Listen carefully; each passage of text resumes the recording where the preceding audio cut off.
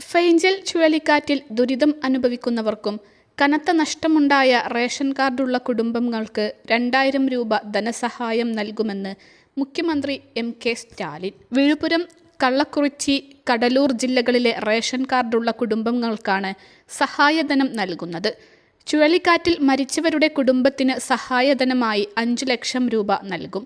ഭാഗികമായി തകർന്ന കുടിലുകളുടെ ഉടമകൾക്ക് 10,000 രൂപ നൽകും.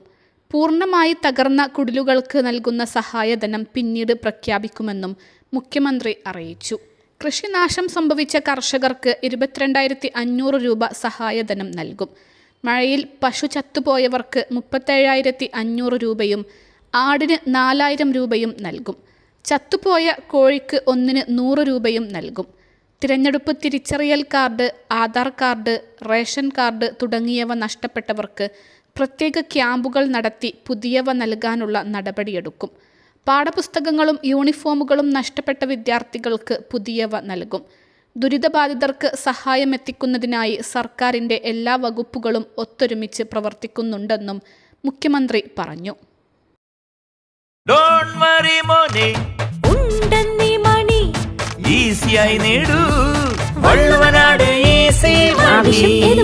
പണം ഞങ്ങൾ തരും.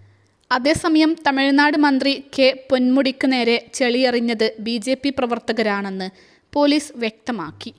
ഇരുവൽപ്പെട്ടിലെ BJP പ്രവർത്തകരായ വിജയറാണി, രാമകൃഷ്ണൻ എന്നിവരാണ് മന്ത്രിക്ക് നേരെ ചെളിയെറിഞ്ഞത്. അതേസമയം വിഷയത്തിൽ കേസെടുത്ത് വിഷയം സജീവമാക്കേണ്ടെന്നാണ് DMK-യിൽ ഉയരുന്ന അഭിപ്രായം. തിരുച്ചിറപ്പള്ളി ചെന്നൈ ദേശീയപാതയിലായിരുന്നു സംഭവം. വാഹനത്തിൽ നിന്ന് പുറത്തിറങ്ങാതെ കാര്യങ്ങൾ ചോദിക്കുന്നതിനിടെ മന്ത്രിക്ക് നേരെ ഒരു വിഭാഗം ജനങ്ങൾ തിരിയുകയും ചെളിവാരി എറിയുകയുമായിരുന്നു. എന്നാൽ ഇവർ BJP പ്രവർത്തകരാണെന്നാണ് പോലീസ് പറയുന്നത്. ദേശീയപാത ഉപരോധിച്ച നാട്ടുകാർക്കിടയിലേക്കാണ് മന്ത്രി എത്തിയത്.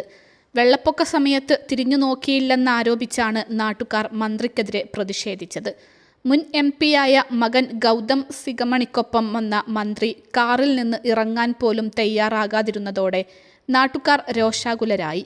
അതിനിടെയാണ് ആളുകൾ ചെളിവാരിയെറിഞ്ഞത്. ഇതോടെ മന്ത്രി കാറിന് പുറത്തിറങ്ങി പ്രദേശം സന്ദർശിച്ചു. അതേസമയം സംഭവം ഗൗരവമായി എടുക്കുന്നില്ലെന്ന് മന്ത്രി കെ പൊന്മുടിയും പ്രതികരിച്ചിരുന്നു.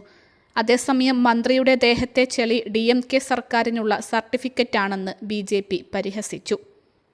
അൽസലാമ ഐ ഹോസ്പിറ്റൽ 21 ലക്ഷത്തോളം സന്തുഷ്ടരായ ഉപഭോക്താക്കളും 2 ലക്ഷത്തോളം തിമിര ശസ്ത്രക്രിയകളും പൂർത്തിയാക്കിയ മലബാറിലെ ഏക കണ്ണാശുപത്രി. ലോകോത്തര നിലവാരമുള്ള ചികിത്സാ സംവിധാനങ്ങൾ, എല്ലാ നേത്രരോഗ ചികിത്സാ സൗകര്യങ്ങളും വിദഗ്ധരായ ഡോക്ടർമാരുടെ മേൽനോട്ടത്തിൽ.